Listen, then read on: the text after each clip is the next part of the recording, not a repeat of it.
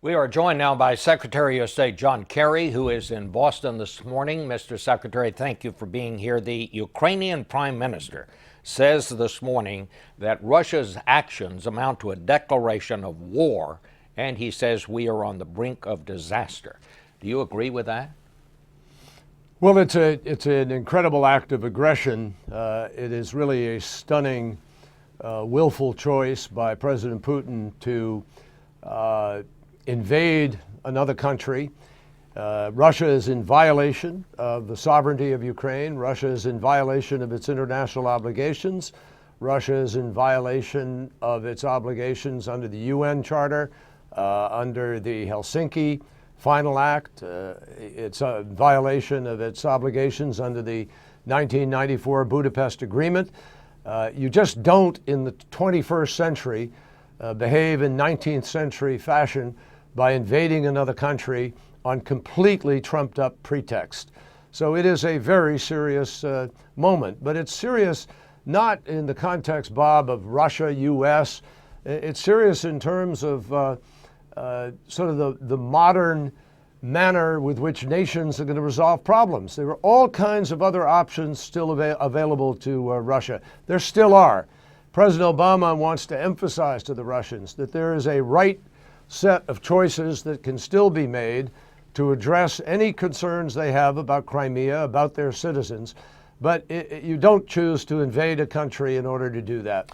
The president spoke to Vladimir Putin, we're told, for 90 minutes yesterday. The White House is describing it as the toughest phone call of his presidency.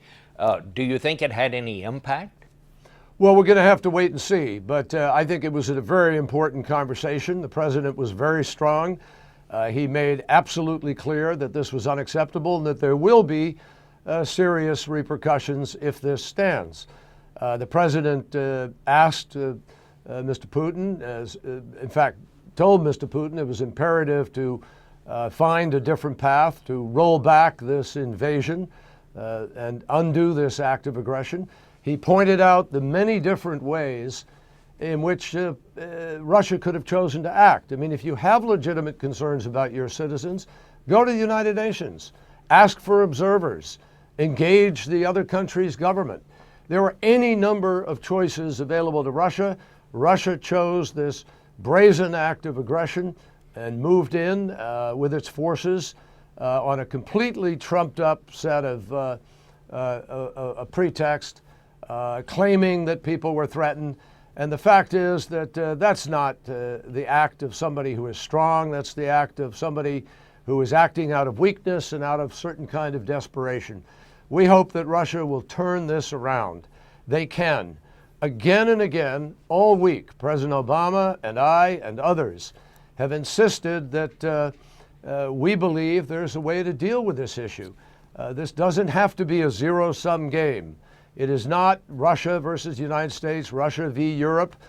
This is about the people of Ukraine. The people of Ukraine are the people who initiated what is happening there. Their president, Yanukovych, supported by Russia, lost all support, all legitimacy. He fled in the night. His own supporters deserted him. They went to their parliament and they voted according to their parliamentary process. So this is a democratic process that has placed this new government where it is, and President Putin and Russia ought to respect that. Mr. Secretary, when you come right down to it, the president says there's a cost, and I suppose there are certain diplomatic things you could do. You could boycott the G8 and so on.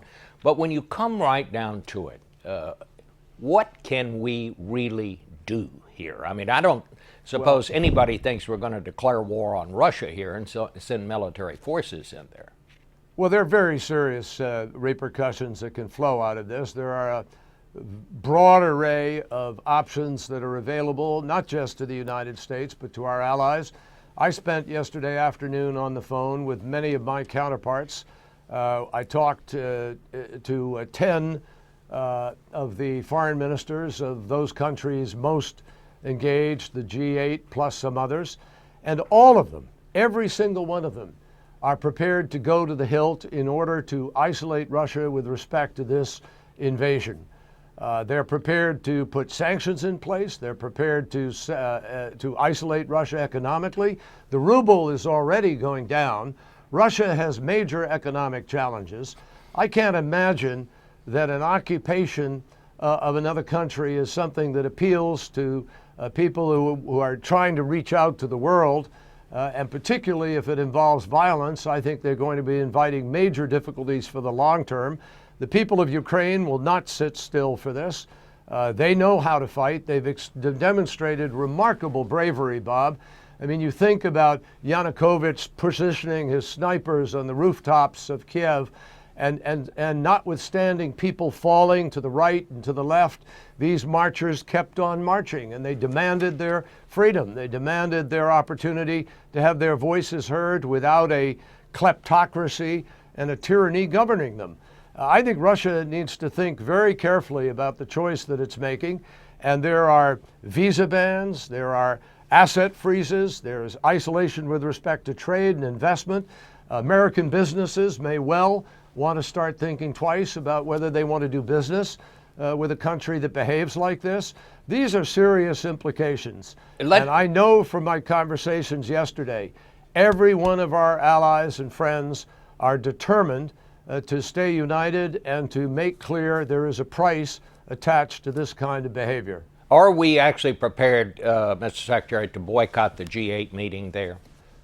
Well, we're absolutely prepared to if we can't resolve it otherwise. But the preference of the president, myself, the entire administration, is to resolve this. We're not trying to make this a battle between East and West. We don't want to return to the Cold War. Nobody wants this kind of action. There are many ways to resolve this problem. As President Obama urged President Putin yesterday, this is the moment to engage directly with the government of Ukraine. This can be resolved. We're prepared to mediate, to help.